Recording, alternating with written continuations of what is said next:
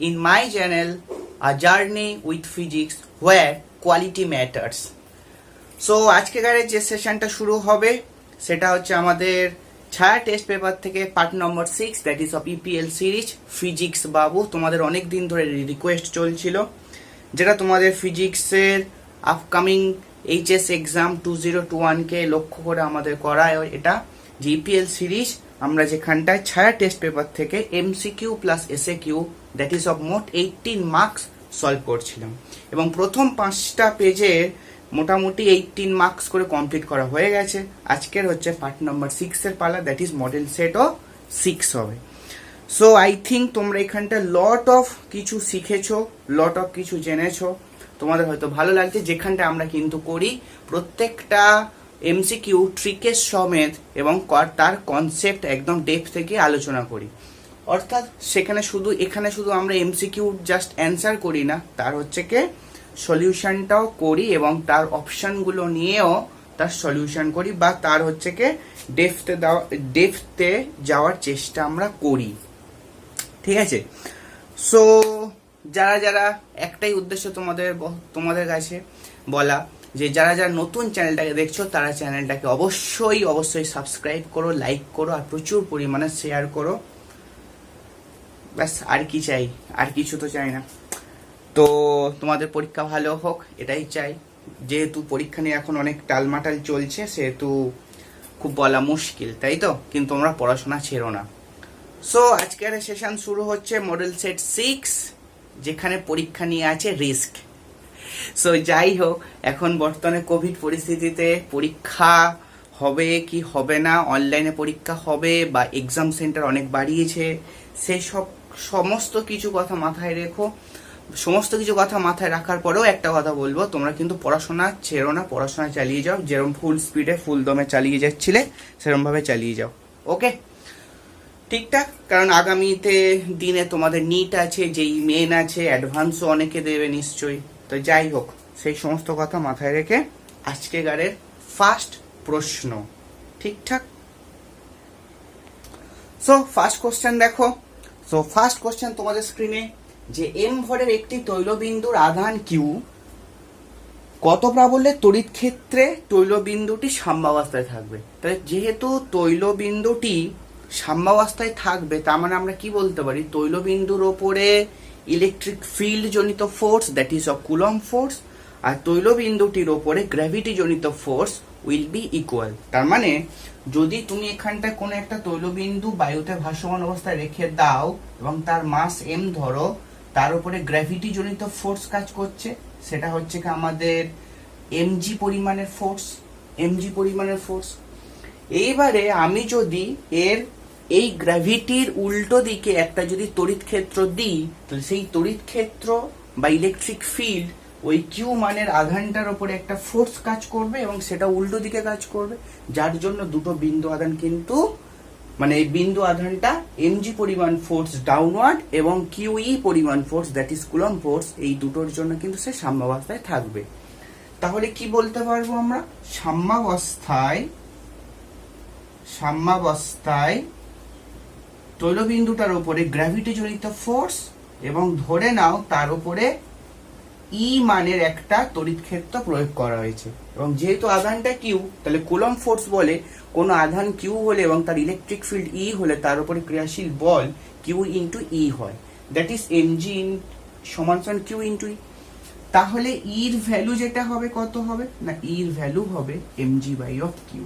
অর্থাৎ তোমাদের অপশন কোনটাতে পাচ্ছ, ইলেকট্রিক ফিল্ড ই সমান এমজি বাই কিউ। তোমাকে যেহেতু বলে দিয়েছে দেখো কত প্রাবল্যের তড়িৎ ক্ষেত্রে এটি সাম্যাবস্থায় থাকবে, that is option B will be your answer, MG by Q. এবার তোমরা যদি জানতে চাও এখানে ইলেকট্রিক ফিল্ডের ডিরেকশনটা কেমন হবে, তাহলে আমি বলবো এখানে ইলেকট্রিক ফিল্ডের ডিরেকশনটা যেটা দিতে হবে সেটা হচ্ছে তোমার ইলেকট্রিক ফিল্ড পজিটিভ আধান ইলেকট্রিক ফিল্ডের দিকে চলে, তাই তো? তাহলে ইলেকট্রিক ফিল্ড এরকম ভাবে তোমাকে দিতে হবে। তার জন্য এই ইলেকট্রিক ফিল্ড এই কিউ আধানটাকে উপরের দিকে ঠেলবে, অর্থাৎ উপরের দিকে একটা ফোর্স দেবে, আপওয়ার্ড ফোর্স, আর এমজি ডাউনওয়ার্ড ফোর্স। যখন এই দুটো সমান হয়ে যাবে তখন তৈলবিন্দুটা সাম্যাবস্থা থাকবে। দ্যাট মিনস এই কেসটা সে তখন হোল্ড করবে। ঠিকঠাক? তাহলে এতটা মানে আসতে হবে। ঠিকঠাক? চলো নেক্সট কোশ্চেন যেটা, সো নেক্সট প্রশ্ন দেখো। নেক্সট কোশ্চেন যেটা বলেছে, বায়ু মাধ্যমে 1 কুলম্ব আধান থেকে নির্গত বলরেখার সংখ্যা কত হবে? বায়ু মাধ্যমে 1 কুলম্ব আধান থেকে নির্গত বলরেখার সংখ্যা কি হবে? তোমরা নিশ্চয়ই জানো, according to the Gauss theorem, Gauss দাদু কি বলেছিল? গাউস থিওরেম, তাই তো? গাউস থিওরেম কি বলেছিল? ফাই সমান কিউ বাই এপসাইলন নট, তাই তো? ফাই সমান q by epsilon naught, that is phi মানে আমাদের বলরেখার সংখ্যা, কিউ মানে আধান, দ্যাট ইজ 1, আর এপসাইলন নটের ভ্যালু তোমরা জানো 8.854 ইন্টু 10⁻⁻12।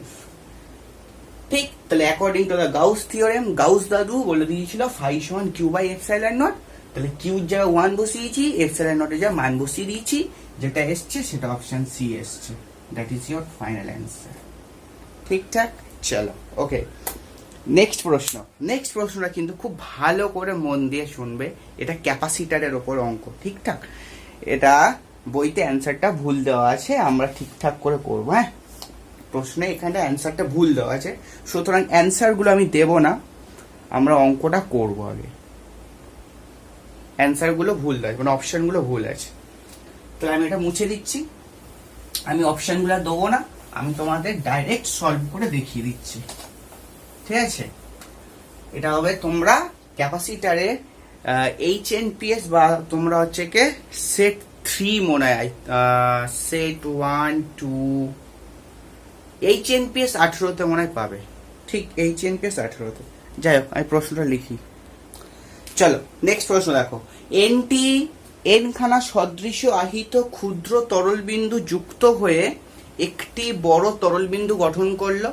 সেই প্রতিটা তরল বিন্দুর আধান স্মল ই, এই আধান যা হোক না কেন, তরল বিন্দু শক্তি বলে দিয়েছে ই, তাহলে বড় বিন্দুটার শক্তি কত হবে? এটাই তোমাদের প্রশ্ন। ঠিক? তাহলে আমরা কি ভাবতে পারি?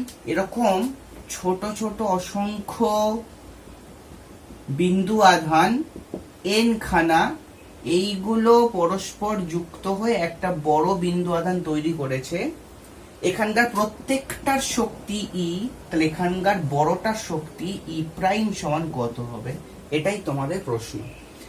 এবার এখানে দেখো, এনটি সদৃশ আহিত ক্ষুদ্র আধান, সদৃশ আহিত ক্ষুদ্র আধান। ঠিক আছে? তাহলে এই কথাটার অর্থ হলো, সদৃশ কথাটার অর্থ হলো, তাহলে সবার ব্যাসার্ধ একই হবে, সবার আধান একই হবে, এবং সবার ব্যাসার্ধ আধান একই হবে। ব্যাস এটাই। আর সবার হচ্ছে কি একই টাইপের আধান, হয় সবার পজিটিভ আধান বা সবার নেগেটিভ আধান। এই 3টে কথা আমরা জানতে পারবো। তাহলে সদৃশ থেকে কি জানতে পারবো? সদৃশ থেকে জানতে পারবো সবগুলোর আধান একই এবং একই প্রকৃতির, সবগুলোর ধারকত্ব বা ব্যাসার্ধ একই, একদম ঠিকঠাক। ধারকত্ব আর ব্যাসার্ধ একই কথা, তো সবগুলো ধারকত্ব একই, ব্যাসার্ধ একই, সবগুলোর আধান একই এবং আধানের প্রকৃতিও একই। তাহলে আমরা কি করব? আমরা যেটা করব দেখো, এটা আমি মুছে দিই, দেখতেই পাচ্ছ মুছেই দিয়েছি, তো বলার কি ছিল, তাই না? তাহলে ধরি, অ্যান্সার হচ্ছে ধরি ছোট বিন্দু গুলির ব্যাসার্ধ সমান আর, ছোট বিন্দুগুলোর ব্যাসার্ধ সমান সমান আর। ঠিক আছে? তাহলে ধারকত্ব কত ধরবো? অতএব ধারকত্ব সি সমান সমান আর, ব্যাসার্ধ যা আমাদের ধারকত্ব তাই। তাহলে যেহেতু ধারকত্ব আমরা জানি এবং আধানটাও যদি ধরে নিই, এবং আধান ধরে নিই, আধান সমান স্মল কিউ ধরো, তাহলে ছোট বিন্দুগুলোর ব্যাসার্ধ ধরলাম আর, ধারকত্ব ধরলাম সি, সেটাও সমান সমান আর, এবং আধান হচ্ছে কিউ ধরে নিয়েছি। ঠিকঠাক? তাহলে ছোট বিন্দুগুলোর শক্তি ক্যাপিটাল ই সমান সমান আমরা কি জানি? আমরা জানি কিউ স্কোয়ার বাই 2c, ছোট বিন্দুগুলোর আধান, তাই তো? ছোট বিন্দুগুলো প্রত্যেকটির আধান কিউ স্কোয়ার বাই 2c, কারণ আমরা জানি হাফ সিবি স্কোয়ার ফর্মুলা হয়, half Q square by 2c হয়, আর হাফ কিউ ভি হয়। কিন্তু এখানে পোটেনশিয়ালের কোনো গল্প নেই, এবং পোটেনশিয়ালের অ্যাঙ্গেল দিয়ে যদি আমরা যাই অঙ্কটা করতে পারবো ডেফিনেটলি, কিন্তু পোটেনশিয়ালের থ্রু দিয়ে যদি যাই তাহলে আমাদের একটু হলেও প্রবলেম হবে। সেহেতু আমরা পোটেনশিয়ালের থ্রু দিয়ে যাব না, আমরা আধানের থ্রু দিয়ে যাব, ঠিক আছে? আর ব্যাসার্ধের থ্রু দিয়ে যাব, ঠিক? কারণ এখানটা সি মানেই তুমি এবারে খুব জলদি সে প্যার সে তুম ইসকো আর দ্বারা রিপ্লেস কর দো। ওকে, তাহলে কিউ স্কয়ার বাই 2r। ওকে, এবারে দেখো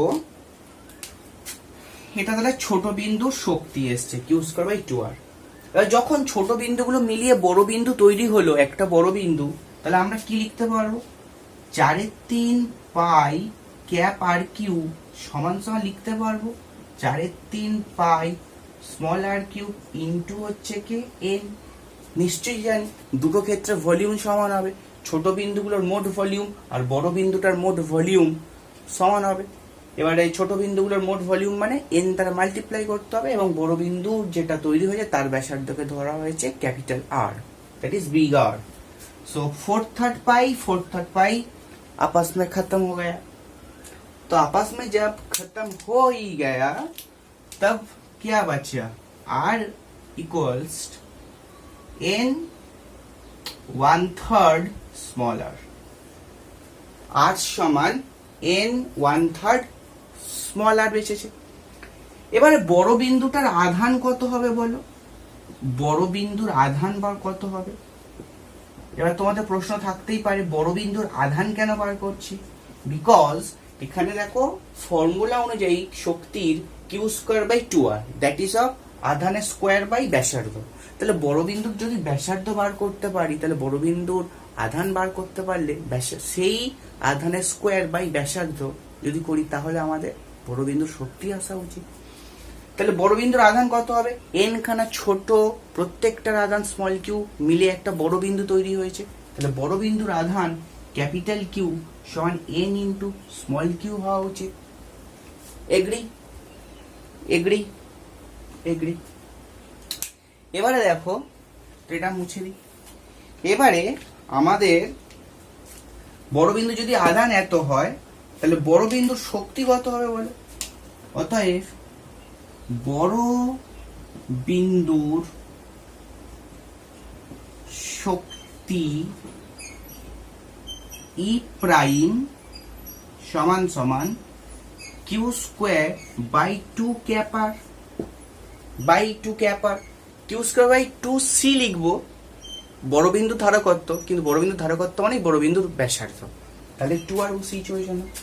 এবার কিউর জায়গায় কি লিখতে হবে দেখো, n ইন্টু স্মল কিউর হোল স্কোয়ার লিখতে পারো, বাই 2 ইন্টু আর এর জায়গায় লিখতে পারো n 1/3 ইন্টু স্মল আর, n 1/3 ইন্টু স্মল আর। ঠিক ঠিকঠাক ঠিকঠাক। এইটা আমি একটু মুছে দিই, আমি একটু পরিষ্কার করে দিই ঠিকঠাক, একটু পরিষ্কার করে দিলাম, তাহলে দেখতে সুবিধা হবে। এবার দেখো, এবার এটা এখানে পড়ছি দেখো। সো এটা কি লিখবো? n square q square by 2 n 1/3 into small r. এবার যদি খুব ভালো করে দেখো, এইটাতে তুমি দেখো n স্কোয়ার আর n 2 - 1 হবে, মানে দ্যাট ইজ 2 - 1 মানে 1/3 হবে, 2 - 1/3। আর কিউ স্কোয়ার বাই 2 আর পাশে এটা পড়ে আছে, কিউ স্কোয়ার বাই 2 আর এটা পাশে পড়ে আছে, তাই না? তো এই n হিসাব করে নিলাম, আর কিউ স্কোয়ার বাই 2 আরটা পড়ে আছে। এবার খুব যদি ভালো করে দেখো, এটাই আমাদের তো ই প্রাইম, এটা বিয়োগ করে দেখো n টু দি পাওয়ার 5/3 হচ্ছে। আর যদি খুব ভালো করে দেখো এই কিউ স্কোয়ার বাই 2 আর এটাই মানে কিন্তু আমাদের ছোট বিন্দুর শক্তি ই, এটা এখানে ডাইরেক্ট বসে গেল ই। তাহলে ই প্রাইম যেটা আসলো n to the power 5/3 into e. তাহলে বড় বিন্দুর শক্তিটা এসছে ছোট বিন্দুর শক্তি ই, তার n⁵ ঠিকঠাক? I hope clear. চলো এর পরের অঙ্কে যাওয়া যাক। চলো নেক্সট প্রশ্ন আছে 4। সো আগে 3-এর অঙ্কটাও খুব কনসেপচুয়াল ছিল, মানে একটু ক্যালকুলেটিভ ছিল। 4-এর অঙ্কটাও একটু আমাদের ক্যালকুলেটিভ হবে, ঠিকঠাক? সো তোমাদের এই কিছু যে এমসিকিউ থাকবে তোমাদের 14খানার মধ্যে, আমাদের তুমি দেখবে প্রত্যেকটা পেজেই বা প্রত্যেকটা মডেল সেটের দেখবে, যে কোনো বইয়ের হোক না কেন, 4টে থেকে কি 5টা হচ্ছে আমাদের কিন্তু খুব ক্যালকুলেটিভ টাইপের থাকবে, আর বাকিগুলো কিন্তু একটু থিওরি বেসিস থাকবে বা দেখেই অ্যান্সার করে দেওয়া যাবে মোটামুটি। সো যদি তোমরা একটুখানি খুব ভালোভাবে প্র্যাকটিস করো, কিন্তু তোমরা 14 নাম্বার এমসিকিউতে 14 নাম্বারই পেতে পারো, ঠিকঠাক? সো যাই হোক, তো আমরা এখানটায় কি করবো দেখো, একই তড়িৎচালক বল সমস্ত অঙ্কগুলো করার আগে যদি ছবি আঁকতে পারো তাহলে কিন্তু তোমার প্রশ্ন অনেকই সুবিধা হয়ে যাবে। তাহলে একই তড়িৎচালক বল ই এবং R1 R2 অভ্যন্তর যুক্ত দুটি কোষ, তাহলে তুমি দুটো কোষের ছবি আঁকো। এটাকে R2 ধরো, এটাকে R1 ধরো, দুটো তড়িৎচালক বল কিন্তু একই, সেটা ই, এবং এটাকে একটা বহিস্থ রোধ ক্যাপিটাল আর এর সঙ্গে যুক্ত করে দেওয়া হয়েছে শ্রেণী সমবায়। তাহলে আর এর যে মানের জন্য এই প্রথম কোষের দুপ্রান্তের বিভব পার্থক্য বা পতন শূন্য হবে সেটা চেয়েছে। এটা তোমরা স্টার মেরে করতে পারো, অঙ্কটা খুব খুব খুব ইম্পর্টেন্ট। মোটামুটি ইউনিভার্সে যতগুলো স্টার আছে ততগুলো স্টার এখানে মেরে দাও, ঠিক আছে? ততটাই ইম্পর্টেন্ট, ঠিকঠাক? সো এখানটা থেকে আমরা কি করব দেখো, এখান থেকে যেটা করব সেটা হচ্ছে কি আমরা প্রবাহ বার করতে পারি। তাহলে প্রবাহ আই সমান কত আসবে? তাহলে দুটো হচ্ছে কি ব্যাটারি শ্রেণীতে আছে, দ্যাট ইজ মোট তড়িৎচালক বল 2E, এবং আমরা জানি বহিস্থ রোধ যেভাবেই থাক না কেন অভ্যন্তরীণ রোধ বহিস্থ রোধের সঙ্গে শ্রেণীতে থাকে। তাহলে বহিস্থ রোধ শ্রেণীতে আছে, অভ্যন্তরীণ রোধ শ্রেণীতে, তাহলে টোটাল রোধ যেটা হবে R plus R1 plus of R2, ঠিক? এটাই হবে আমাদের প্রবাহ, এটাই আমাদের প্রবাহ। এবার দেখো কি বলেছে, যে প্রথম কোষের দুপ্রান্তের বিভব পতন শূন্য। এই যে প্রথম কোষের দুপ্রান্তের বিভব পতন শূন্য, প্রথম কোষ, তাহলে প্রথম কোষের দুপ্রান্তের বিভব পতন শূন্য, সেটা তুমি কি করে বার করবে লেখো। তাহলে প্রথম কোষের দুপ্রান্তের বিভব পতন কি করে বার করবে? তাহলে প্রথম কোষের দুপ্রান্তের বিভব পতন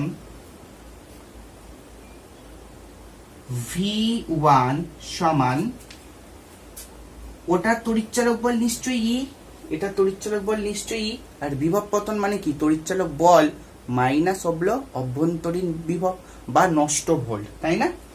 তাহলে প্রথম কোষের দুপ্রান্তের যে বিভব পতন হবে সেটা V, তার তড়িৎচালক বল ই মাইনাস অফ প্রথম কোষের নষ্ট ভোল্ট। তাহলে প্রথম কোষের মধ্যে দিয়ে কারেন্ট কত যাচ্ছে? আই, বিকজ সফটওয়্যার ভেতরে আই কারেন্ট যাচ্ছে, এবং ওর অভ্যন্তরীণ রোধ কত? R1, তাহলে R1, ঠিকঠাক? চলো এবার একটু ক্যালকুলেশন করা যাক। আমরা বলে দিচ্ছি অপশন বি আসবে, ঠিক আছে? অপশন বি আসবে, সুতরাং ক্যালকুলেশন করার জন্য আমরা এটা তো মুছে দিতে হলো। তো এবারে দেখো এখানটা থেকে কি আসছে। আচ্ছা, এই V1টা আবার কি বলেছে দেখো, বিভব পতন শূন্য, তাহলে শর্তানুসারে V1 ইকুয়ালস টু শূন্য, ঠিক? তার মানে কি বলতে পারি, E minus of I R1 equals to শূন্য, দ্যাট ইজ E সমান I অফ R1, ঠিক? এবারে তুমি ইটাকে রেখে দাও আর I এর ভ্যালু বসাও, 2E বাই এখান থেকে R এর ভ্যালু, I এর ভ্যালু বসিয়ে দাও, R plus R1 plus of R2 into R1। এখান থেকে ই ক্যান্সেল হয়ে গেল, তাহলে R plus of R1 plus of R2 সমান 2R1, তাহলে বা R1 সমান, এটা এদিক চলে আসলো, এটা এদিক চলে আসলো, তাহলে কি আসলো? প্লাস সমান আসছে আমাদের আর সমান আসছে R1 মাইনাস R2। দেখো এটা ওপারে চলে গেল, 2R1 থেকে R1 বাদ গেল, তাহলে R1, R2টা ওই পারে গেলে নেগেটিভ হয়ে গেল, তাহলে R সমান R1 minus R2, that is option B. ঠিকঠাক, দ্যাট ইজ অপশন বি। তাহলে এই অঙ্কটা কিন্তু খুব ভালো করে করবে, এর পরের অঙ্কটাও খুব ভালো করে করবে, পাঁচেরটা ভীষণ ভীষণ ইম্পর্টেন্ট। দেখো তাহলে প্রশ্ন তোমাদের সামনে আছে, দেখতে পাচ্ছ, আর রোধের একটি তারকে n গুণ প্রসারিত করা হলে এবং নতুন রোধ কত হবে। এটা কিন্তু ওহমস ল এর একটা ভেরি ভেরি ইম্পর্টেন্ট প্রশ্ন, যেখানে তোমাদেরকে জানা হয় যে একটি তারকে টেনে 10% লম্বা করা হলো, তাহলে তারের নতুন রোধের শতকরা কত পরিবর্তন হবে। তারকে টেনে 0.5% করা হলো বা চেপে ছোট করা হলো, এরকম টাইপের প্রশ্ন কিন্তু তোমরা করেছো বা আসতে পারে। ঠিকঠাক। সুতরাং এটা একটা জেনারেল ফর্মুলা অনুযায়ী করব আমরা, সেখানে হচ্ছে তোমরা অ্যাপ্লাই করে বাকি অঙ্কগুলো কিন্তু খুব ইজিলি করতে পারবে। ঠিকঠাক। দেখো কিভাবে করতে পারছি আমরা বা করছি। এখানে একটা জিনিস একটু মাথায় রাখতে হবে, একটা কনসেপ্ট মাথায় রাখতে হবে, যে তুমি যদি একটা রবারের দড়ি নাও, তাকে যদি টেনে লম্বা করো, ঠিক আছে, তাহলে তার প্রস্থ কমে যাবে, তারটা লম্বাই বাড়বে, অর্থাৎ ক্ষেত্রফল তার কমবে, কিন্তু তার দৈর্ঘ্য বৃদ্ধি পাবে। তাহলে নতুন অবস্থা আর পুরনো অবস্থার মধ্যে তারের কি পার্থক্য থাকবে? কোনো পার্থক্য থাকবে না। তারের কিন্তু যেটা মিল থাকবে সেটা হলো বোথ কেসে ভলিউম সেম থাকবে, তাই না? তারের তো কোনো অংশে কেটে বাদ দিয়ে দেওয়া হচ্ছে না, শুধু টেনে লম্বা করা হচ্ছে, তাহলে তারের ভলিউম কিন্তু সেম থাকবে। ঠিক আছে। তাহলে তুমি যদি এটাকে একটা তার ধরে নাও, যার লেন্থকে ধরে নাও L, ক্ষেত্রফলকে ধরে নাও A, এবং এই তারটারই রোধ বলে দিয়েছে দেখো R, সেই R রোধের একটি তার। ঠিক। এবার এইটাকে টেনে একটু লম্বা করা হয়েছে, তো এটাকে টেনে যদি লম্বা করে দাও, এটা সরু হয়ে যাবে, সরু হয়ে গেল, সেই সরু অবস্থায় দুটোই চেঞ্জ হবে, ক্ষেত্রফলও চেঞ্জ হবে, লেন্থও চেঞ্জ হবে, কিন্তু আমাদের ভলিউম সেম থাকবে। ঠিক। ঠিক তো? তাহলে আমরা কি বলতে পারি, শর্তানুসারে দেখো V সমান V প্রাইম, যেখানে V হলো, তোমরা পাশে লিখে নেবে, এটা হলো পূর্বের আয়তন বা প্রাথমিক আয়তন লিখবে, আর V প্রাইম হলো আমাদের নতুন আয়তন বা অন্তিম আয়তন। আচ্ছা, আয়তন কি করে পাওয়া যায়? আয়তন হচ্ছে কোন একটা সিলিন্ডার বা চোঙ, এগুলো তো সিলিন্ডার বা চোঙ দেখতে হয়, তার মানে সিলিন্ডার বা চোঙ, তাহলে তাদের আয়তন কি করে বার করা যায়? তাদের ক্ষেত্রফল বা প্রস্থচ্ছেদ ইনটু হচ্ছে আমাদের তারের লেন্থ, তাই তো? তাহলে সেটা যদি আমি করি, এই V এর জায়গায় আমি বসাতে পারি নিশ্চয়ই L ইনটু A, তাহলে তারের দৈর্ঘ্য ইনটু প্রস্থচ্ছেদ। ঠিকঠাক। সমান সমান বসাতে পারি, দেখো সমান সমান যেটা বসাতে পারি, V প্রাইম অর্থাৎ নতুন অবস্থায় তারের লেন্থ L প্রাইম এবং ক্ষেত্রফল কিন্তু A প্রাইম। ঠিক। এবার এখান থেকে তুমি যেটা বার করবে সেটা দেখে নাও, তোমরা বার করো A প্রাইম বাই A, বা এইটা বার করতে পারো A বাই A প্রাইম বার করে রাখো, তাহলে L প্রাইম বাই L লিখতে পারি, তাহলে A বাই A প্রাইম সমান L প্রাইম বাই L, এটা লিখে দিতে পারি। ঠিকঠাক। এবারে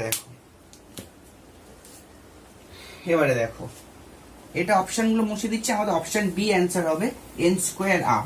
ঠিক আছে, আমি বলে দিলাম। তাহলে এখানটায় তুমি একটাই তার টেনে লম্বা করছো বা ছোট করছো, তারের কিন্তু কি চেঞ্জ হয়নি, তারের রোধাঙ্ক চেঞ্জ হয়নি। তামার তার রোধাঙ্ক একই, লোহার তার রোধাঙ্ক একই, তাকে টেনে লম্বা করো বা ছোট করো, তার রোধাঙ্কের কোনো পরিবর্তন নেই। তাহলে পূর্ব অবস্থায় রোধ কত? আর তাহলে প্রাথমিক অবস্থায় রোধ আর সমান আমরা কি ফর্মুলা জানি, রো L বাই A। তাহলে পূর্বের দৈর্ঘ্য এবং পূর্বের হচ্ছে কি প্রস্থচ্ছেদ, এটা লিখতে পারি, তাহলে পূর্বের দৈর্ঘ্য পূর্বের প্রস্থচ্ছেদ, এবং নতুন রোধ আর প্রাইম কি লিখতে পারি, rho L prime by A prime দিয়ে লিখতে পারি, L prime by A prime দিয়ে লিখতে পারি। তার নতুন অবস্থায় দৈর্ঘ্য এল প্রাইম এবং ক্ষেত্রফল এ প্রাইম। আর এটা হলো তারের রোধের ফর্মুলা, আমরা জানি রো এল বাই এ হয়। এবারে তোমরা যেটা করবে আর কিচ্ছু কাজ নেই, just divide this two things, R prime by R. তাহলে আর প্রাইম কত হবে দেখো, rho L prime by A prime divided by rho L by A, rho L by A. So rho rho vanish, rho rho vanish হয়ে গেল। এখান থেকে তুমি কি লিখতে পারছো দেখো, এখান থেকে যেটা লিখতে পারছো L prime by A prime into A by L prime by A prime A by L, that is লিখতে পারছো তোমরা L prime by L into A by A prime. তাহলে এল প্রাইম, এবারে দেখো এই এ বাই এ প্রাইমের value তোমরা আগের লাইন থেকে বসিয়ে দিতে পারো, সেটা তাহলে কত আসবে দেখো, L prime by L into এই এ বাই এ প্রাইমের জায়গায় L prime by L, L prime by L, L prime by L, I think দেখা যাচ্ছে, হ্যাঁ দেখা যাচ্ছে, এল প্রাইম বাই এল। তাহলে আমাদের যেটা আসলো আর প্রাইম বাই আর সমান এল প্রাইমের বাই এল তার হোল স্কোয়ার এসছে, এল প্রাইম বাই এল তার হোল স্কোয়ার এসছে, আর প্রাইম বাই আর সমান L prime by L whole square এসছে। তো এইবারে দেখো আমরা, আই থিঙ্ক তোমরা এটা টুকে নিয়েছো, এবার মুছে দিচ্ছি।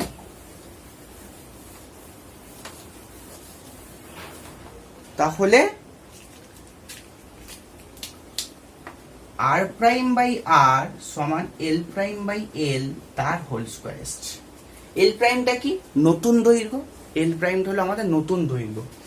যেহেতু তারকে দেখো টেনে এন গুণ প্রসারিত করা হয়েছে, তাহলে কি আমরা নতুন দৈর্ঘ্য এল প্রাইম আর পুরনো দৈর্ঘ্য এল এর মধ্যে এই সম্পর্কটা লিখতে পারি, এল প্রাইম সমান N into L, that is L prime by L সমান এন। ঠিক, that means R prime by R সমান এই জায়গাটা তুমি বসাতে পারো N square, that is R prime সমান এন স্কোয়ার ইন্টু আর। ঠিক, আর প্রাইম সমান সমান N square into R, that is your option B. So it is the very tricky problem, so you have to remember this, you have to remember this. ঠিকঠাক, এইটার প্রসেসটাও মাথায় রাখতে হবে, তোমাকে এই ফর্মুলাটাও মাথায় রাখতে হবে। যখন কোনো অঙ্ক আসবে তোমরা আমরা জানি বলে এইখান থেকে কিন্তু ডাইরেক্ট অঙ্কটা শুরু করতে পারো, বা এইটা থেকে ডাইরেক্ট অঙ্কটা শুরু করতে পারো। নতুন দৈর্ঘ্য আর পুরনো দৈর্ঘ্যের মধ্যে একটা নতুন রোধ আর পুরনো রোধের মধ্যে একটা সম্পর্ক আছে। ঠিকঠাক, তো you can easily solve this from this. ঠিকঠাক, চলো এর পরবর্তী প্রশ্ন, প্রশ্ন নাম্বার 6। চলো, অনেকক্ষণ পরে একটা খুব সহজ অঙ্ক এসছে, মানে লেস ক্যালকুলেটিভ। ঠিক আছে, সো কোন স্থানের ভূচুম্বক প্রাবল্যের অনুভূমিক উপাংশ, তাহলে কোন স্থানের ভূচুম্বক প্রাবল্যের অনুভূমিক উপাংশ, অনুভূমিক, তাকে কি দ্বারা ডিনোট করা হয়, এইচ দ্বারা। এবং লব্ধি প্রাবল্যের √3/2, লব্ধি প্রাবল্য কি দ্বারা ডিনোট করা হয়, আরে বাবা আই দ্বারা। ঠিকঠাক, আই দ্বারা, তাই তো, লব্ধি প্রাবল্যের √3/2। তাহলে আমরা কি লিখতে পারি, এইচ ইকুয়ালস টু কোন স্থানে ভূচুম্বক প্রাবল্যের অনুভূমিক উপাংশ এইচ লব্ধি প্রাবল্যের √3/2 গুণ, তাই তো। এবারে দেখো এইচ সমান কি জানো, লিখে দাও, আই কস থিটা সমান সমান I into √3/2। So I I cancel, cos theta সমান √3/2, তাহলে থিটা সমান 30 ডিগ্রি নিশ্চয়। কস থিটা যদি √3/2 হয়, থিটা সমান 30, তাহলে অপশন এ। ঠিকঠাক, অপশন এ। চলো পরবর্তী প্রশ্নে যাওয়া যাক, 7। সো দেখো, joule per Tesla, J per T, that is of joule per Tesla, that is 7 number প্রশ্ন। প্রশ্ন নাম্বার 7, জুল পার টেসলা কার একক। আচ্ছা, ফার্স্ট অফ অল দেখো কোনটা হতে পারে না আগে। ঠিকঠাক, দেখো চৌম্বক ক্ষেত্রটা হতে পারে না, কারণ টেসলার এককটাই তো হলো, টেসলা কার একক? চৌম্বক ক্ষেত্রের একক, তাই টেসলা কখনো হবে না। ঠিক, তাহলে বাকি তিনটের মধ্যে হবে, তাই তো? চৌম্বক দ্বিমেরু ভ্রামক, চুম্বকন পরিমাত্রা আর চৌম্বক গ্রাহিতা। সো ডাইরেক্ট অ্যাটাক করা যাক, ডাইরেক্ট অ্যাটাক। তাহলে আমরা এইরকম টাইপের একটা রিলেশন শিখেছি, এইরকম টাইপের একটা রিলেশন শিখেছি, সেটা হচ্ছে কি দেখো, ডব্লু সমান পিএম বি কস থিটা, এরকম টাইপের একটা রিলেশন শিখেছি।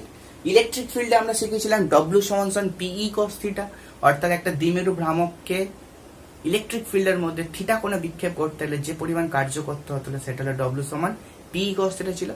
একইভাবে কোনো একটা দণ্ড চুম্বককে বি চুম্বক ক্ষেত্রের মধ্যে ঘোরাতে গেলে তাকে যে পরিমাণ কার্য করতে হয় সেটা হলো পিএমবি কস থিটা। এবার দেখো কস থিটা তো কোনো ডাইমেনশন লেস রাশি, কস থিটা ডাইমেনশন লেস রাশি, তো এটা নিয়ে আমার ভাবার কোনো দরকার নেই।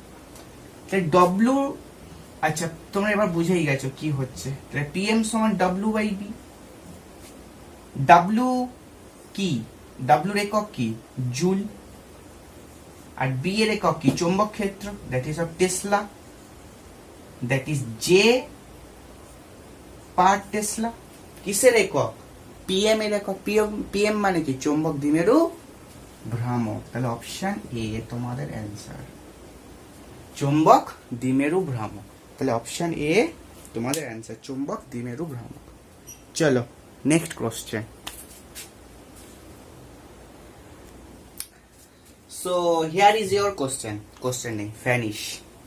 সো যাই হোক, এটা তোমাদের এখন অপশন আছে। প্রশ্ন কোথায়? প্রশ্ন আমি দেব, তাই তো?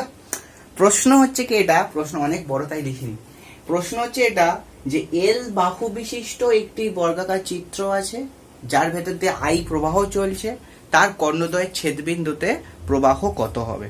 ঠিক, এটাই হচ্ছে আমাদের এই কর্ণদ্বয়ের ছেদবিন্দুতে চৌম্বক ক্ষেত্র কত হবে, এটাই হচ্ছে আমাদের প্রশ্ন। ঠিকঠাক, চলো করা যাক। তাহলে কর্ণদ্বয়ের ছেদবিন্দুতে চৌম্বক ক্ষেত্র কত হবে বর্গক্ষেত্র যার বাহু হচ্ছে কি এল। ঠিক, তাহলে আমরা ছবিটা আঁকি, ছবিটা আঁকি। তাহলে এটা হলো আমাদের বর্গক্ষেত্র যার প্রতিটা বাহু হচ্ছে কি এল। বর্গক্ষেত্র হয়েছে তো, একদম পারফেক্ট, পারফেক্ট বর্গক্ষেত্র হয়েছে। যার ভেতর দিয়ে প্রবাহ কত যাচ্ছে? প্রবাহ যাচ্ছে আই, প্রবাহ যাচ্ছে আই। এর কর্ণদ্বয়ের ছেদবিন্দু, এর কর্ণদ্বয়ের ছেদবিন্দু। ঠিক, অর্থাৎ এইখানটায় আমাদের চৌম্বক ক্ষেত্র কত জানতে চেয়েছে। ঠিক, এখানে আমাদের চৌম্বক ক্ষেত্র কত জানতে চেয়েছে। তাহলে আমরা কি করব দেখো, তোমাদের থিওরি নিশ্চয়ই মনে আছে, থিওরি তোমাদের নিশ্চয়ই মনে আছে। আমি একটু রিমেম্বার করে দিই। এরকম একটা লম্বা তার ছিল, এইখানটা থেকে কোন একটা এরকম বিন্দুতে, সাপোজ পি বিন্দু, যেখানে তোমরা ম্যাগনেটিক ফিল্ড বার করতে, যেটা লম্ব দূরত্ব ছিল আর, এইটাকে আমরা বলতাম θ1 কোণ, এটাকে আমরা বলতাম θ2 কোণ, এবং ভ্যালু মানে ম্যাগনেটিক ফিল্ড আসতো μ0I/4πr, that is sin θ1 plus sin θ2। এটাই তোমাদের আসতো, তাই না? এইটা θ1 অর্থাৎ পারপেন্ডিকুলার ডিস্টেন্সের ওপরের কোণ θ1, তলার কোণ θ2, বা ভাইসি ভার্সা, যা খুশি বলতে পারো। μ0I/4πr sin θ1 sin θ2। এই আরটা কি না, এই আরটা সেই আর যে বিন্দু থেকে বা যে বিন্দুতে তুমি ম্যাগনেটিক ফিল্ড বার করবে সেইখান থেকে লম্ব দূরত্ব কার, যে তারের জন্য তুমি বার করবে, অর্থাৎ তারটা থেকে লম্ব দূরত্ব হলো আর, সেই দূরে পি বিন্দুতে ম্যাগনেটিক ফিল্ড বার করা হচ্ছে। ঠিক আছে, তাহলে আমাদের এখন বর্গক্ষেত্র মানে আমরা কি ধরতে পারি? চারটে তারের সমষ্টি ধরতে পারি। বর্গক্ষেত্র মানে কি? চারটে তারের সমষ্টি ধরতে পারি। তুমি যে কোনো একটা তারের উপর ফার্স্ট অফ অল ফোকাস করো, যে কোনো একটা তার। সাপোজ তুমি ভাবো এই তারটা, এই তারটার উপর ফোকাস করছো, ঠিকঠাক? তাহলে এই তার, আচ্ছা এই তারটা ভাবো, এই তারটা ভাবো, তাহলে সব থেকে সুবিধা হবে, কারণ এই ছবিটা তুমি এখানে কপি পেস্ট করে ভাবতে পারবে, তাই না? তাহলে এই তারটার কথা ভাবো, এই তারটা। তাহলে এইখান থেকে এখানে বার করতে হবে এই বিন্দুতে। তাহলে এইখান থেকে তুমি এখান থেকে লম্ব টানতে পারো নিশ্চয়ই, এইখান থেকে এটা লম্ব টানতে পারো, ঠিক। আচ্ছা, আমরা জানি বর্গক্ষেত্রের কর্ণদ্বয় পরস্পরকে সমকোণে ছেদ করে, তাই না? তাহলে এই পুরো কোণটা যদি 90 ডিগ্রি হয় আর এইখানে যদি এটা লম্ব টানো, এটা নিশ্চয়ই বর্গক্ষেত্র বলে সিমেট্রির জন্য এখানে নিশ্চয়ই মধ্যবিন্দুতে ছেদ করবে। দ্যাট ইজ এইটা হয়ে যাবে 45 এবং তলার অ্যাঙ্গেলটাও হবে আমাদের 45 এবং এই যে ডিস্টেন্সটা দ্যাট ইজ ও, এটা নাম দাও পি। এই যে ওপি ডিস্টেন্সটা আর এর মতো কাজ করছে, সেই আরটা কত হবে অ্যাকচুয়ালি L/2। দেখো এই পুরোটা হচ্ছে কি L, তাহলে এইটুকু নিশ্চয়ই কর্ণদ্বয়ের ছেদবিন্দু থেকে এইটুকু নিশ্চয়ই L/2 হবে। তাহলে θ1 θ2 হচ্ছে আমাদের 45 হয়ে গেছে, ঠিক। আর দূরত্ব আর সমান L/2 হয়ে গেছে। তাহলে তো সবই হয়ে গেল, এবার বাকি শুধু করার পালা। তাহলে তুমি এই তারটার নাম দিতে পারো সাপোজ XY। তাহলে XY তারের জন্য এইটার ভেতরে কারেন্ট, দেখো এইভাবে কারেন্ট ধরেছি, মানে এইটার ভেতর দিয়ে কারেন্ট নিচের দিকে আসছে। XY তারের জন্য ও বিন্দুতে BXY, ঠিক, ও বিন্দুতে BXY। তাহলে কত হবে? তাহলে ফর্মুলা লিখে ফেলো, μ0I/4πr sin θ1 plus sine of θ2। তাহলে μ0I/4πr এর জায়গায় তুমি বসাতে পারো L/2, সাইন θ1 সাইন θ2 এর জায়গায় বসাতে পারো সাইন 45 প্লাস সাইন 45। তাহলে তুমি একবারেই বসাতে পারো 2 সাইন 45, কারণ যোগ হয়ে যাবে, সাইন 45 প্লাস সাইন 45, তাহলে 2 সাইন 45। তাহলে এখান থেকে ক্যালকুলেশন করলে কি আসতে পারে দেখো, তাহলে অ্যাকচুয়ালি μ0I/4π ওপরে চলে গেলে 2, নিচে থাকলো L, আর 2 সাইন 45 মানে 2 ইন্টু 1/√2, 2 ইন্টু 1/√2, তাই তো? তাহলে এখানকার 2 আর এখানকার √2, একটা কাটলে ওপরে একটা √2 থাকছে। তাহলে অ্যান্সার তোমাদের কি দিচ্ছে? অ্যান্সার তোমাদের যেটা দিচ্ছে সেটা হচ্ছে, দেখো μ0 কোথায় লিখবো? আচ্ছা, আমরা এখানে লিখছি, এটাকে এখানে লিখছি, দেখো। তাহলে B অফ XY আসছে আমাদের μ0I 2√2/4πL, 2√2/4πL, এটা এসছে, তাই তো? 2√2/4πL এটা এসছে। এবার তোমরা খুব ভালো করে লক্ষ্য করো যে আমাদের তো 4টে তারের জন্য বার করতে হবে। তাহলে আমি একটা তারের জন্য বার করলাম, এইটা এসছে। তাহলে প্রতিটা তারের জন্য নিশ্চয়ই এইটাই আসা উচিত, বিকজ সব সিমেট্রি নেচার। কারণ এই তারটাও এখানটার লম্ব দূরত্ব টানলে সেই L/2 হবে আমাদের পারপেন্ডিকুলার ডিস্টেন্স। এখানেও অ্যাঙ্গেল 45 হবে। তাহলে একটা তারের জন্য যদি এটা হয়ে থাকে, তাহলে 4টে তারের জন্য টোটাল ম্যাগনেটিক ফিল্ড এইটাকে 4 দ্বারা মাল্টিপ্লাই করলে যা আসবে সেটা হবে নিশ্চয়ই। অতএব total magnetic field, that is magnetic field at point O, অর্থাৎ ও বিন্দুতে ম্যাগনেটিক ফিল্ড সমান সমান 4 ইন্টু B অফ XY। তাহলে 4 into μ0I 2√2/4πL, that is 4 cancel. তাহলে B0 μ0I 2√2/πL, that is option your D, 2√2 μ0I/πL। ঠিকঠাক? I hope clear. চলো পরের প্রশ্নে যাওয়া যাক। সব ক্যালকুলেশনের পালা শেষ, এবার শুধু স্ট্রেট ফরওয়ার্ড অ্যান্সার। তাহলে 9। আচ্ছা, যদি এটাতে কারো সমস্যা থাকে তাহলে তোমরা আরেকটু পজ করে ভিডিওটা একটু ব্যাকে নিয়ে গিয়ে দেখে নিতে পারো, ঠিক। আই হোপ তোমরা বুঝে যাবে। আচ্ছা দেখো, next question, that is of question number আমাদের 9 বলেছে। দেখো, একটি প্রিজমের প্রতিসরাঙ্ক √2 বলে দিয়েছে এবং তার প্রতিসারক কোণ 60 বলে দিয়েছে, এবং রশ্মিটা যদি প্রিজমের ভেতর মধ্য দিয়ে ন্যূনতম চ্যুতিতে নির্গত হয় তাহলে তার আপাতন কোণ I1 সমান কত বলে 4 অপশনস আর গিভেন। ঠিক 4 কোটি টাকার প্রশ্ন, 4 অপশনস আর গিভেন। তাহলে তোমরা বলো কি হতে পারে। তাহলে কোত্থেকে স্টার্ট করব, আমরা কোথা দিয়ে স্টার্ট করব? আমরা স্টার্ট করব ওইখান থেকে। ন্যূনতম চ্যুতির শর্ত কি হয় সেটা হলো I1 সমান I2 হয়, এটা ন্যূনতম চ্যুতির শর্ত। আর একটা শর্ত হয় R1 সমান R2, অর্থাৎ আর ভেতরের যে কোণ দুটো R1 R2 সেই দুটো কোণও সমান হয়, তাই না? দ্যাট ইজ এ যেখানে R1 প্লাস অফ R2, তাই তো? তাহলে এ যদি 60 হয় এবং R1 সমান R2 হয়, তাহলে R2 এর জায়গায় R1 বসাতে পারি, তাহলে R1 সমান চলে আসলো আমার 30 ডিগ্রি। ঠিকঠাক, R1 সমান 30 ডিগ্রি। তাহলে আর ন্যূনতম চ্যুতির শর্ত I1 সমান I2, R1 সমান R2। আবার এ সমান জানি প্রতিসরক কোণ R1 প্লাস R2 হয়, তাহলে 60 এটা বলে দিয়েছে, তাহলে 2R1 সমান 60, তাহলে R1 সমান 30। তাহলে R1 সমান যদি 30 হয়, তাহলে আমরা কি জানি দেখো, মিউ সমান sign of I1 by sine R1। এটা তো জানি according to the Snell's law, Snell বলে গেছিল, তাই না? ঠিকঠাক, স্নেল বলে গেছিল। তাহলে মিউর জায়গায় তুমি বসাতে পারো √2। সাইন অফ I1 এর জায়গায় কত বসাবে জানি না আমি, বাট সাইন অফ R1 এর জায়গায় বসাবে সাইন অফ 30। তাহলে এটা √2 সমান ইনটু সাইন 30 উপরে চলে গেল মানে হাফ সমান সাইন I1।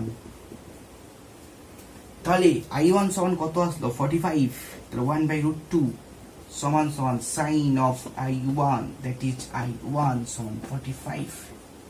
অপশন এ ঠিক, option A is your answer. ঠিকঠাক, আই হোপ বোঝা গেছে। ঠিকঠাক, চলো কোশ্চেন নাম্বার 10 মুছে দিলাম। Question number 10, question number 10, question 10 বলেছে দেখো, কোন একটি মাধ্যমের সমবর্তন কোণ 60 হলে তার সংকট কোণ কত হবে? কোন একটা মাধ্যমের সমবর্তন কোণ দ্যাট ইজ IP সমান 60 ডিগ্রি, তাহলে সংকট কোণ θc সমান কত হবে? এটা প্রশ্ন, এটা খুব ইজি প্রশ্ন, তাই অপশন আর দিচ্ছি না। ঠিক আছে, সমবর্তন কোণ 60, তাহলে এর সংকট কোণ কত হবে মানে θc কত? তাহলে তোমরা কি জানো? আমরা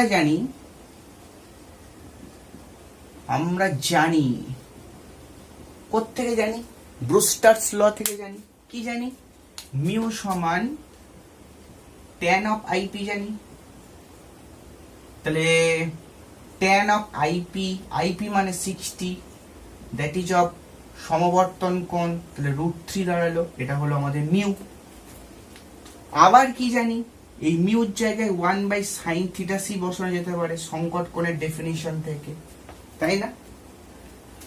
তাহলে কি বসাতে পারি দেখো, 1/√3 দিয়ে আছে, হ্যাঁ √3 দিয়ে আছে, তাহলে sin θc কি লিখতে পারি 1/√3, তাহলে θc লিখতে পারি sin inverse of 1/√3, that is option sin inverse 1/√3, option D. Option D is your answer. Very easy, very very very easy, তাই না? 10, চলো 11। দেখো প্রশ্ন দিয়েছে, দেখো নিম্নলিখিতর মধ্যে কোনটি সঠিক মিউ সম্পর্কে অর্থাৎ প্রতিসরাঙ্ক সম্পর্কে। ফার্স্টের প্রশ্নটা অপশনটা ছিল মিউ 1 থেকে অলওয়েজ ছোট, তারপরের অপশনটা ছিল মিউ 1 থেকে অলওয়েজ বড়, তারপরে ছিল মিউ -ইনফিনিটি থেকে +ইনফিনিটি পর্যন্ত হতে পারে। এগুলো ভাষায় লেখা ছিল, আমি এইরকম ভাবে লিখে দিয়েছি। আর মিউর মান 0 থেকে অসীম অর্থাৎ 0 to ইনফাইনাইট হতে পারে। তাহলে দেখো মিউ তো কোনোদিন অসীম হতে পারে না, তাই না? মিউ সমান হচ্ছে কি c/v, কোন মাধ্যমের পরম প্রতিসরাঙ্ক মিউ সমান c/v। মিউ ইনফাইনাইট তখনই হবে যদি ভিটা হচ্ছে কি 0 হয়ে যায়, তাই না? তাহলে কোনো মাধ্যমে আলো ঢুকলে আলোর বেগটা হচ্ছে কি 0 হয়ে যাবে, আর আলোর বেগ কোনো মাধ্যমে 0 হয় না। এত ডেন্স মিডিয়াম পৃথিবীতে বা ইউনিভার্সে অন্তত আপাতত ডিসকভার হয়নি, তাই না? তাহলে V never tends to 0, never, v never tends to 0, that's why mu never tends to infinite or minus infinity. তার মানে আমাদের এই অপশনটা ক্যান্সেল। আর মিউ যদি একের থেকে ছোট হয় তাহলে ভি নিশ্চয়ই মাধ্যমে গেলে একের থেকে, মানে ভিটা সি এর থেকে বড় হয়ে যাচ্ছে। সি মনে করো 4 আর ভি মনে করো 5, তবেই তো মিউ একের থেকে ছোট হতে পারে। কোনো মাধ্যমে আলোর বেগ কিন্তু শূন্য মাধ্যমে আলোর বেগের থেকে বেশি নয়, বরং ছোট হয়। তার মানে মিউ অলওয়েজ একের থেকে বড়, ঠিক, বিকজ সি অলওয়েজ ভি এর থেকে বড়। মাধ্যমে আলোর বেগ সবসময় শূন্য মাধ্যমে আলোর বেগের থেকে কম। ঠিক আছে, চলো প্রশ্ন নম্বর 12। চলো প্রশ্ন দেখো, যে অপদ্রব্য জার্মেনিয়ামের সাথে যুক্ত করলে সেটি একটা এন টাইপ হবে। আমাদের 4 অপশন কি আছে দেখো, আয়োডিন বলে দিয়েছে, যে অপদ্রব্য মেশালে সেটা হবে এন টাইপ।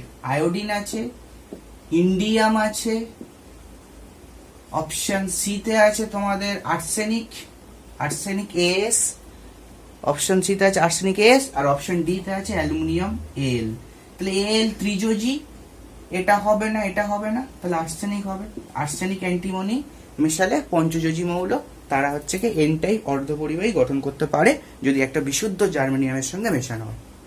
ঠিকঠাক, চলো এটা হলো 13 নম্বর। এবার প্রশ্ন নম্বর 13 আসছে, আই থিঙ্ক এটা ছিল 12 নম্বর। 13, পিএন সংযোগ ডায়োডে বিপরীত বায়াস অতিমাত্রায় বাড়ালে ডায়োডের তড়িৎ প্রবাহ।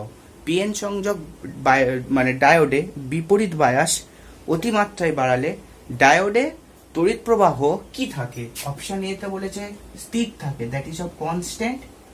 অপশন বি তে বলেছে দেখো বলেছে ধীরে ধীরে বাড়ে। অপশন সি তে বাড়ে ধীরে ধীরে কমে। অপশন ডি তে হঠাৎ বৃদ্ধি পায়। কি হবে তোমরা বুঝতেই পারছো, অপশন ডি হঠাৎ বৃদ্ধি পায়। কারণ আমরা জানি বিপরীত বায়াসে পিএন সংযোগে গ্রাফটা কেমন হয় যেন, গ্রাফটা এরকম হয়, ঠিক এরকম গ্রাফ হয়, তাই তো? পিএন সংযোগে বিপরীত বায়াসে অতিমাত্রা বাড়লে এরকম গ্রাফ হয়। ঠিকঠাক, চলো তাহলে কারেন্ট হঠাৎ বৃদ্ধি পেয়ে যায়।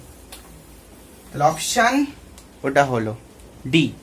14, একটি পরিবাহীর ক্ষেত্রে যোজ্যতা পটি আর পরিবহন পটির মধ্যে ব্যবধান কত হয়? তাহলে পরিবহন মানে পরিবাহী, তাই তো? পরিবাহীর ক্ষেত্রে যোজ্যতা পটি আর পরিবহন পটির মধ্যে নিষিদ্ধ পটি শক্তি ব্যবধান 0 থাকে, কারণ আমাদের এখানটায় ওভারল্যাপ করা থাকে, তাই না? সমাপতিত অঞ্চল থাকে। এটা আমাদের ভ্যালেন্স ব্যান্ড, এটা আমাদের কন্ডাকশন ব্যান্ড, এটা আমাদের ভ্যালেন্স ব্যান্ড। এইটা হচ্ছে আমাদের ওভারল্যাপ করা থাকে, অর্থাৎ ভ্যালেন্স ব্যান্ড কন্ডাকশন ব্যান্ড একে অপরের ঘাড়ে বসে থাকে। ঠিকঠাক। সো আমাদের answer will be 0 electron volt, that is 14 C. ঠিকঠাক, চলো এবারে আমাদের 2 দাগের 1-এ যাওয়া যাক, দ্যাট ইজ 4 নম্বরের, মানে 4খানা যে প্রশ্ন আছে 1 নম্বরের 2 দাগের 1-এ। 2 দাগের 1-এ কি বলেছে দেখো, তড়িৎ প্রাবল্যের একক কি? তড়িৎ প্রাবল্য মানে কি? ইলেকট্রিক ফিল্ডের একক কি হয়? এসআই পদ্ধতিতে নিউটন পার কুলম্ব হয় অথবা ভোল্ট পার মিটার, যেটা খুশি তুমি লিখতে পারো। ঠিক, এটাও হয় এটাও হয়, নিউটন পার কুলম্ব হয়, ভোল্ট পার মিটার হয়। এসআই পদ্ধতিতে তড়িৎ প্রাবল্যের একক। তাহলে 1-এর দাগ হলো। এবার 1-এর দাগের অথবা, 2-এর দাগের 1-এর এটা ডাইরেক্ট প্রশ্ন ছিল। এবার অথবা দেখো, অথবাতে দেখো যে পরিবাহীর উপরিতল থেকে বলরেখাগুলি কত কোণে নির্গত হয়। পরিবাহীর উপরিতল থেকে বলরেখাগুলি কত কোণে নির্গত হয়? সেটা 90 ডিগ্রি কোণে নির্গত হয়। বলরেখাগুলি পরিবাহীর তলকে 90 ডিগ্রি কোণে ছেদ করে নির্গত হয়, তাই তো? তাহলে বলরেখা পরিবাহীর তলের সঙ্গে লম্ব ভাবে নির্গত হয়। ঠিক আছে, পরিবাহীর তলের সঙ্গে লম্ব ভাবে নির্গত হয়, এটাই তোমাদের অ্যান্সার হবে। ঠিকঠাক,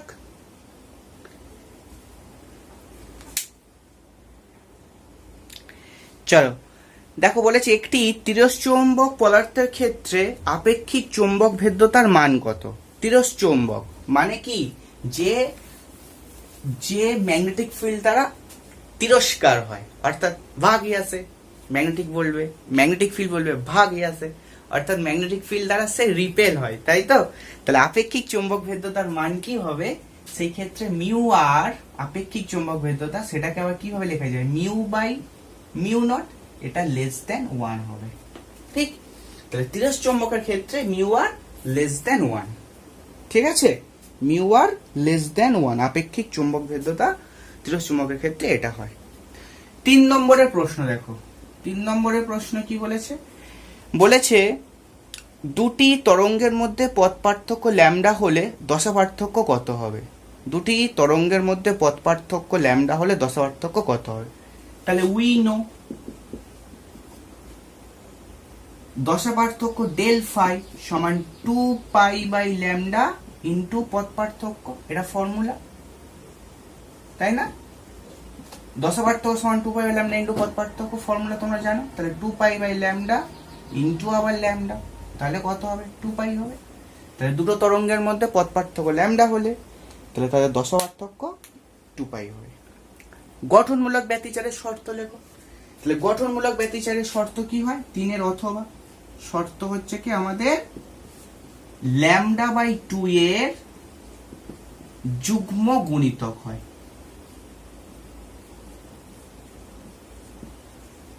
তাহলে লিখবে পথ পার্থক্য,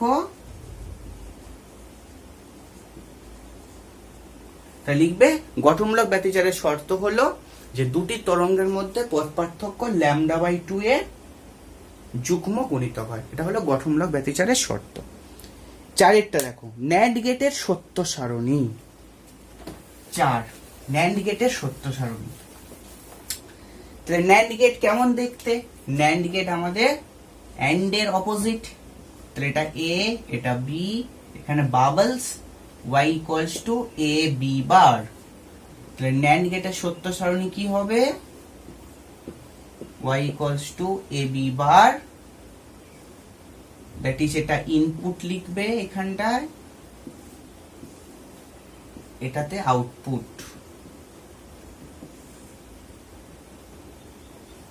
ঠিক আছে, তাহলে ন্যান্ড গেটের সত্য সারণী দুটো 0 দুটো 1 0 1 0 1, এখানে 1 1 1, এখানে 0, তাই তো। এটাই ন্যান্ড গেটের আমাদের সত্য সারণী। ঠিক, এটাই হচ্ছে আমাদের ন্যান্ড গেটের সত্য সারণী। কারণ অ্যান্ড গেটের ক্ষেত্রে কি হয়, দুটো ইনপুট একই থাকলে, মানে দুটো ইনপুট যদি উচ্চ বিভবে থাকে তাহলে অ্যান্ড গেটে উচ্চ বিভব হয়।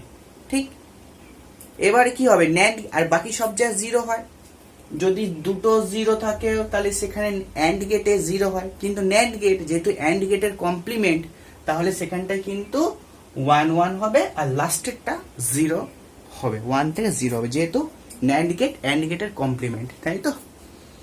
এগুলো তোমরা নিশ্চয়ই পড়েছো ঠিকঠাক। So I hope clear. তো আজকে যেটা আমাদের হলো সেটা হচ্ছে আমাদের 14 number MCQ and 4 marks SAQ complete, set number 6, যেখানে পরীক্ষা নিয়ে আছে রিস্ক। সো যাই হোক, তোমরা পড়াশোনা খুব ভালোভাবে করতে থাকো, ওসব কথায় কান দিও না। তোমাদের একটাই কর্ম ধর্ম স্টুডেন্ট লাইফে, সেটা হলো পড়াশোনা। পড়াশোনা করতে থাকো, সব ঠিকঠাক হয়ে যাবে। সো অল দ্য বেস্ট, দেখা হচ্ছে পরের ভিডিওতে।